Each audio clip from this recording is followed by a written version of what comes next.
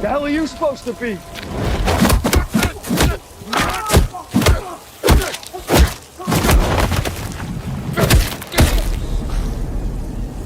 I'm vengeance. You realize deep. 1A!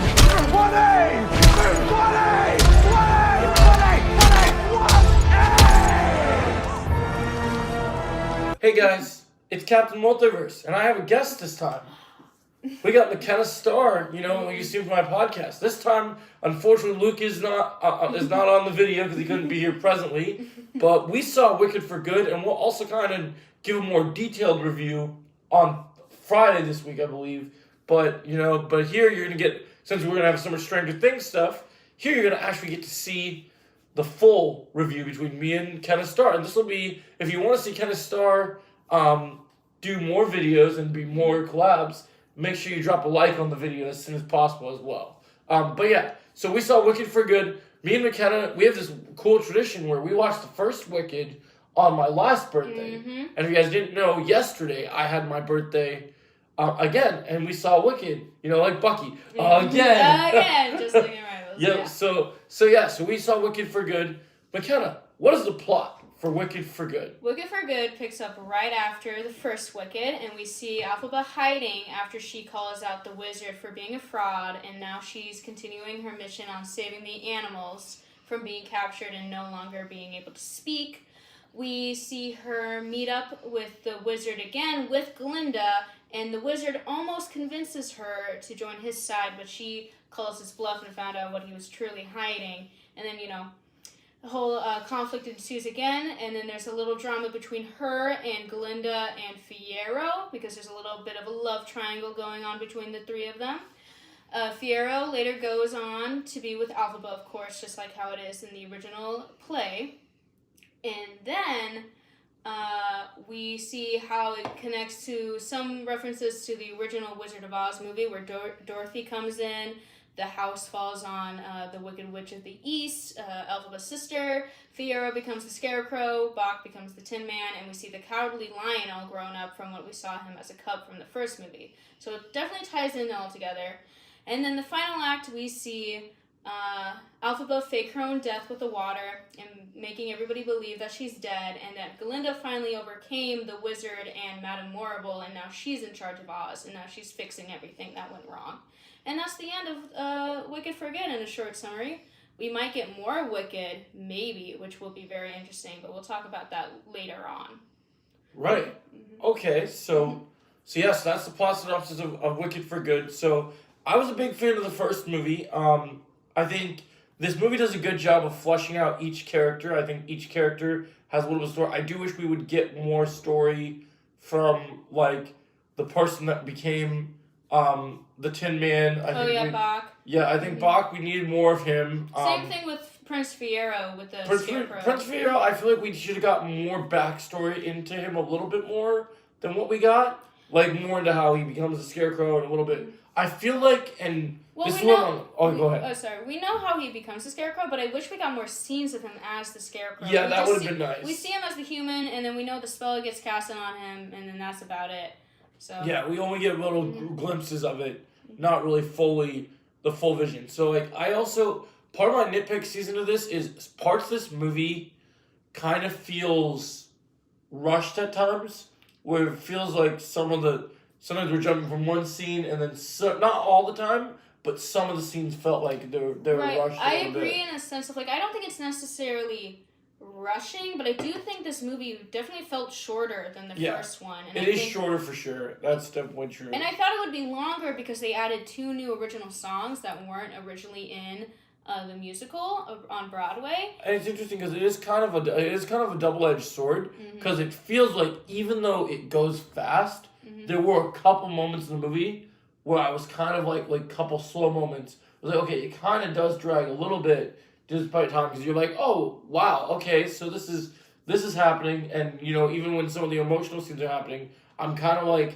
and they start singing a song, and when the song came on, and it wasn't that much more, it was important to the story, but maybe it wasn't too catchy or too interesting.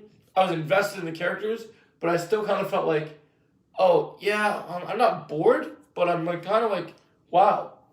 we're still doing this. And that's not an issue. It's just a different thing. Different people will have different reactions. We were trying to pitch this to the audience. All the audiences might have different attention spans, different tastes. And so I felt like that was something that I noticed. I also feel like, compared to you, I went into this movie knowing what was going to happen for the majority. Like, I know what songs were going to be in it. I know how the story was going to progress. I would say, I think the transition between adding the 2 new songs, I think Alphaba gets a new song called No Place Like Home, which is a reference to, obviously, the line from the original Wizard of Oz movie that Dorothy says, which I think was good. It's her uplifting the animals to, like, don't leave Oz, you know, we gotta fight because this is our home and this is where we belong. And then Glinda gets a new song called Girl in the Bubble. And the song's not bad, and I think it serves a good purpose in the story of it's showing Glinda being like, oh, I'm not going to be used as a puppet anymore. I'm going to actually challenge the system. But I don't think it's that memorable of a song, and it's definitely not as good as her other songs that she has sang in the first movie.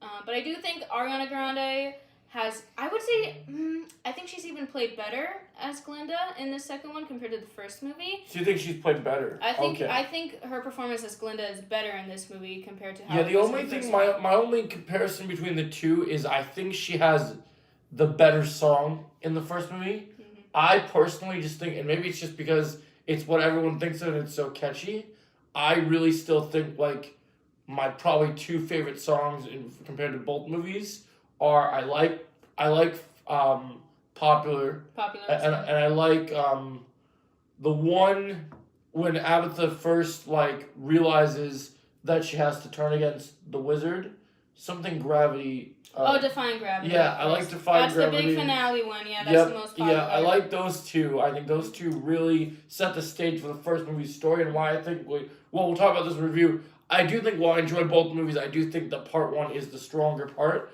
And I've seen that being the common consensus. But it's because of what you said, because this being a musical on Broadway, it's hard to turn this into a part 2. Right. That's what I think why people are so mixed on Wicked for Good, because unlike how it is where you were to go to see it in Broadway, it would be Act 1, intermission, then Act 2, and then you're out. While we only got part 1 of the movie, and then we had to wait another year for part 2, and that's why I think what's so great about how they're showing double features in certain theaters, I think that's how you're going to get the story best way instead of, like, spacing it out. I think it's best to immediately watch part 1 and then part 2, and you'll feel better. Looking back, I think I kind of wish, especially since Jenna, our sister, hadn't seen it, I wish we would have found a theater that had the double feature, because it would have been nice to see what the play-by-play reaction was. Well, she's seen the first film. It's just been a while, right? Yeah, and that's another thing, too. Because you wait a year, some people may forget. Yeah. Because what's great about Wicked for Good is that it literally does just pick up right after the first movie. Which is a nice... It's got its benefits to it, for sure. I think that's good. I think... Yeah, I do agree with... I think Ariana Grande definitely... She definitely does it more acting than I do. I prefer her song in the first movie.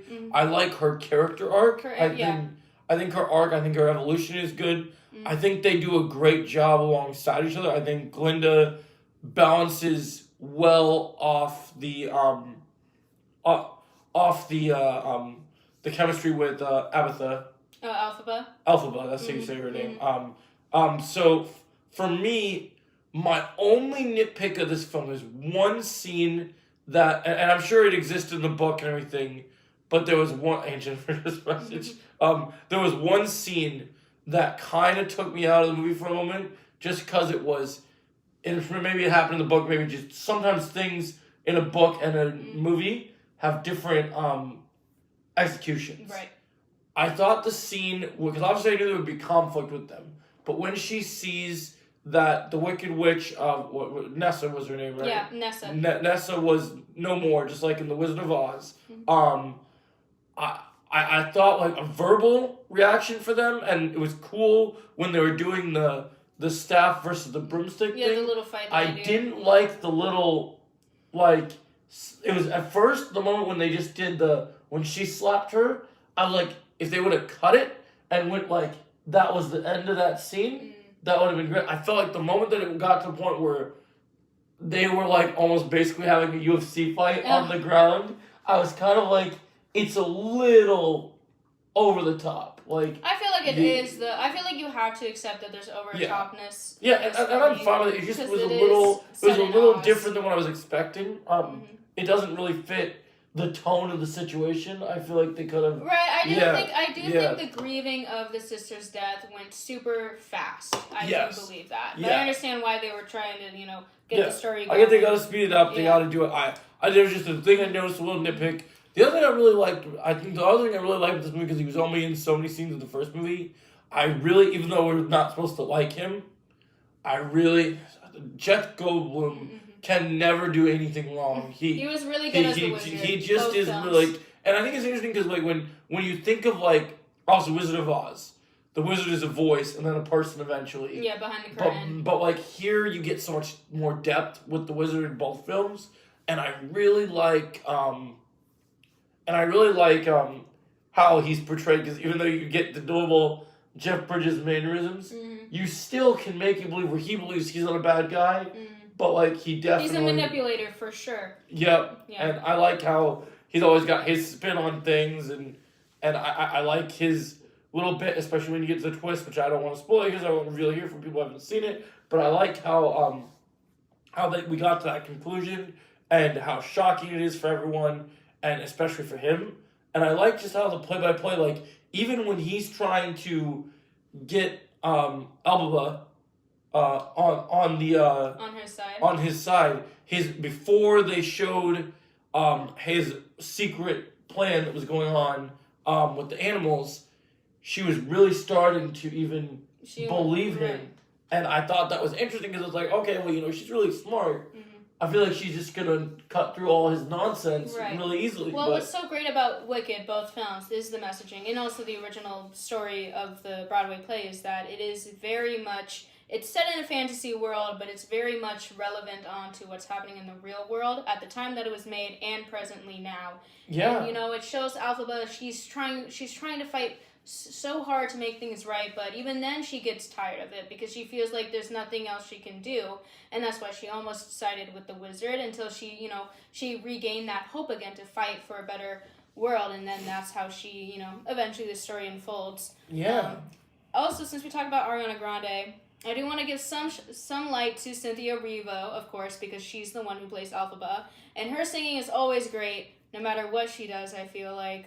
I think she's consistent acting from the first movie to the second movie. I think my highlight of her with her singing is definitely her No Good Deed song, which is a song in Act 2 where Elphaba kind of leans into becoming the evil witch. She's like, oh, if you guys think I'm evil, well, fine, I guess I will be evil. She doesn't actually do that. She's just kind of like having, she's at a bad moment right now. Yeah, she's having her moment, and it's handled really well in the execution. To be honest, I feel like one of the things about this movie that's different from the first movie is I think the first movie, I felt the whole movie consistently, every moment, scene to scene, I loved.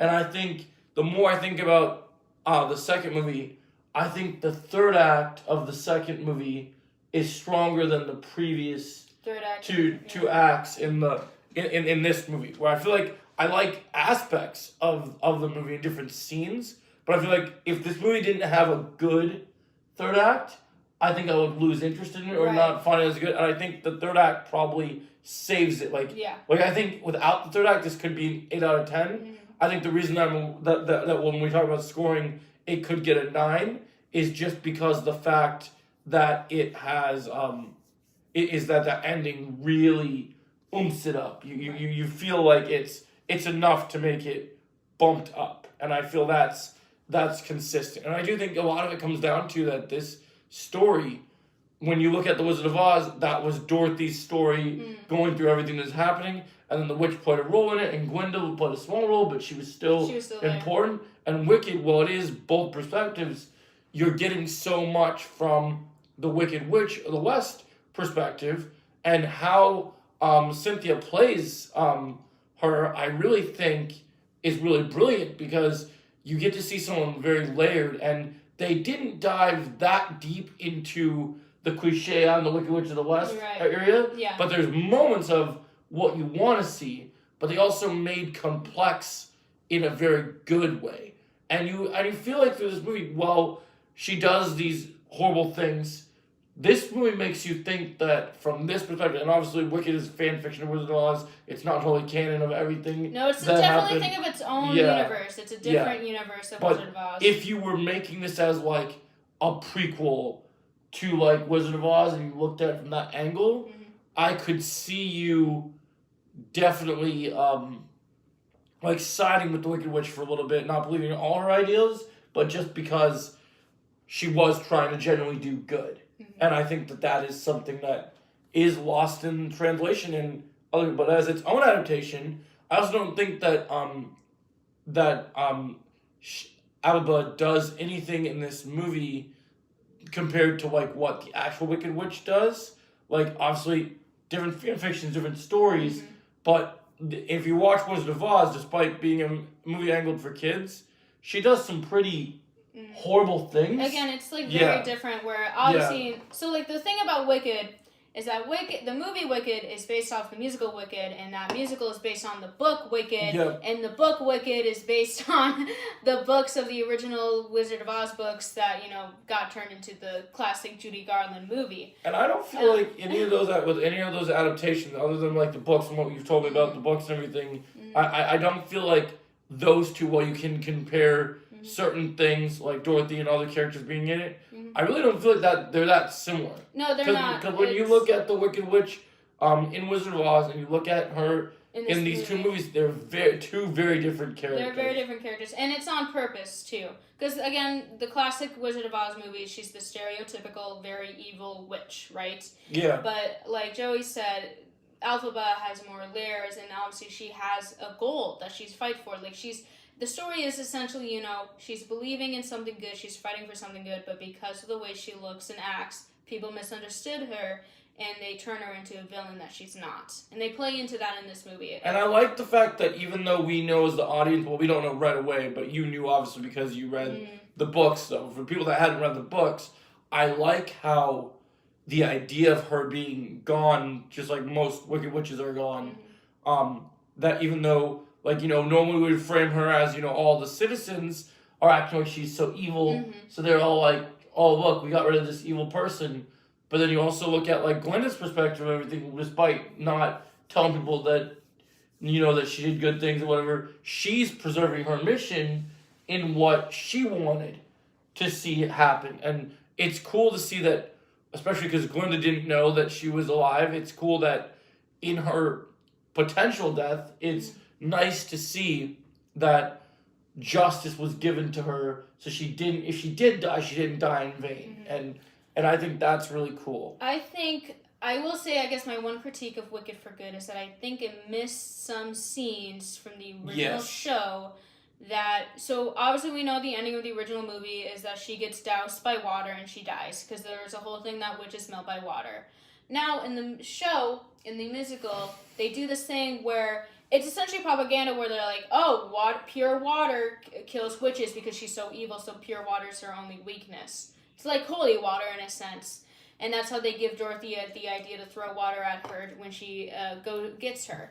But obviously that's a lie. Water does not kill Alphaba, and neither would, it wouldn't work at all. But it's just propaganda to be like, here, this is the bad guy and this is the weakness, so take out the bad guy.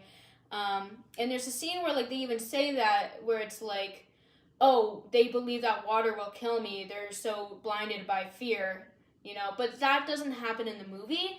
It's just more like that's already been established. They kind of skip over that. They already established that, oh, we should get buckets of water if Alphaba's near so we can throw it at her. There's one little line that they kind of be like, oh, her soul is so evil that pure water will kill her. And that's about it. And I think I wish it was a little more paid attention, more detail, instead of just that one line. That's a good criticism.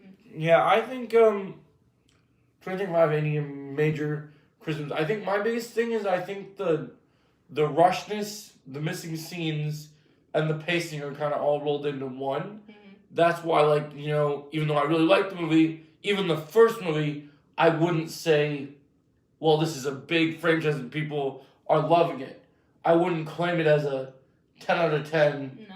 flawless adaptation like type thing. There's I not wish it was necessarily- longer. I think Yeah. Wicked for Good would be better if it was just slightly longer, maybe. But that's just me. And do you think length would help it in the sense that they would have time to add more scenes? Yeah, that were, for sure. More development added too. That's true. If you had to pick from the book things that weren't in the, like, what kind of things would you like to see if they did like a director's cut or added thing or something? What would you have added? I mean, it's kind of hard because the books go like super crazy in depth of like the world building is crazy, and that's But when what, you see this being long, like this is like 2 hours.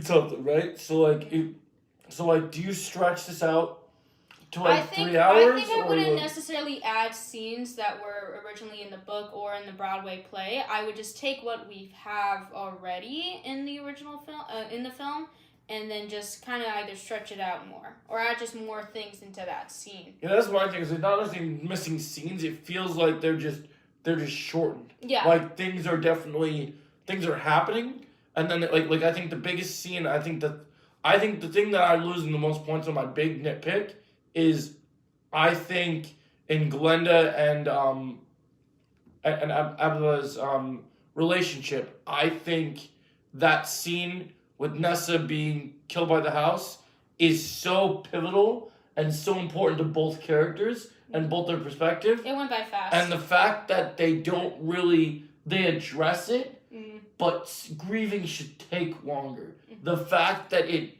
doesn't, it just kind of there, and then they're all of a sudden fighting on their different viewpoints.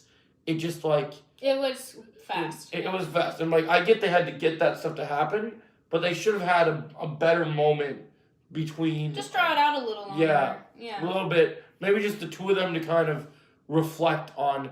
Because, I mean, Glenda wasn't responsible for that happening, so like, it would have been nice for them to kind of have... She wasn't responsible, but she did give, out of anger when Fiora left her at the altar and went with Alphaba, she told Madame Morrible and the wizard to go after her sister, to get her because she was so angry. So she indirectly caused Nessa's death, and so she feels really guilty about that. Yeah. And then that's where Alphaba comes in and be like, well, she's my sister, and you gave away her shoes to that random girl, and those weren't yours to give. And that they do play on that, the whole shoe thing, right? Yep. And that's another thing, too, is that obviously we're used to the classic red ruby slippers from the original film, but this is what Wicked does from the book, from the, even not the original Wicked book, but the original Wizard of Oz books, where the shoes are actually silver, not red. So we get to see the silver shoes on the sister. Yeah, that's another thing that nobody talks about that I think is kind of interesting, that they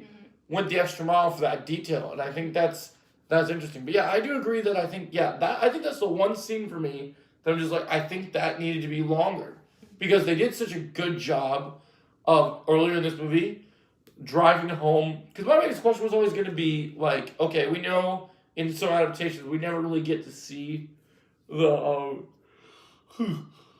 Wicked Witch of the East very much, and so like, it's so interesting to me that we see in the first movie, even though she clearly had issues with her sister leaving her, I didn't feel like in the first movie that you really saw anything that made her seem super cutthroat and super horrible. So the thing about Nessa in particular is that she's not evil like per se, like she's not villainous, but it's the thing that you have to understand is that with her background, she's very coddled. She's a very coddled child from their father, and so that's how it morphs into her being a little evil, or more bratty is the correct term. She becomes more bratty in the second movie because of her being coddled and her becoming governor.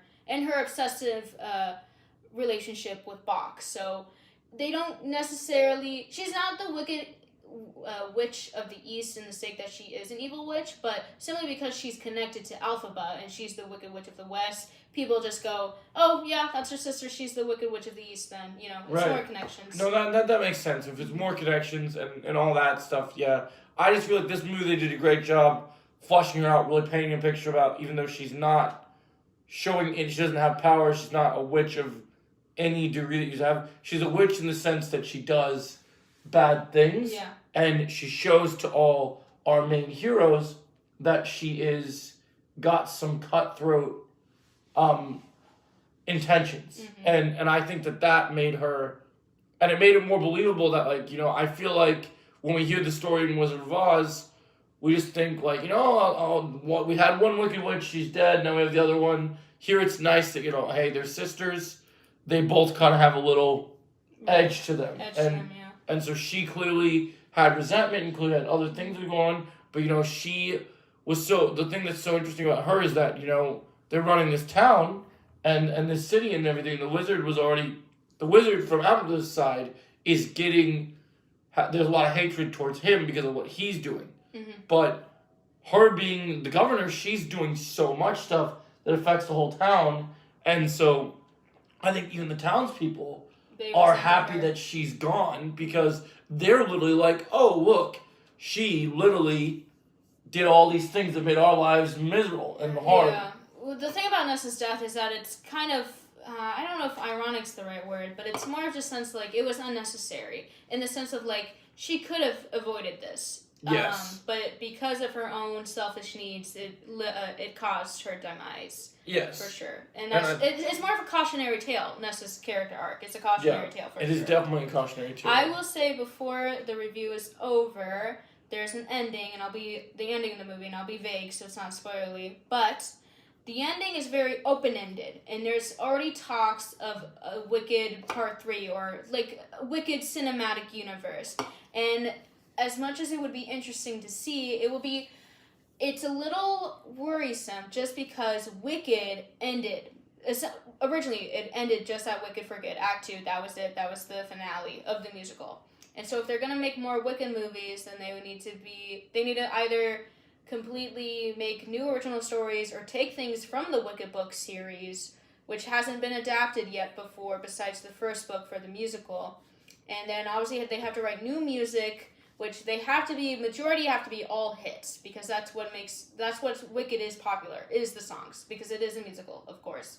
So if they have to write good new songs, I feel like there's just a lot of pressure. As much as Wicked is a money-making machine, I think there's a lot of pressure to keep making consistent good projects. Yeah. And as much as I'll admit, if they make a third Wicked movie, obviously I'm going to see it, but I also think it is best for them to just end it at Wicked for Good, because, you know, I think open endings, while there is room for them to continue, and it would be interesting to see how they continue, I also think we can just leave it there as well. Yeah, I think it's a good enough conclusion on its own. I didn't have any questions at the end of this movie, that even though you brought up the thing about that you told me about from the book, between the two characters, I don't feel like I need to see that personally. I don't feel like it's like, if I was that interested in it, I'd just go and look for the books, because there's already source material that exists. And that's one of the problems with today's modern society, is they think more and more no matter what. And look, I'm down for sequels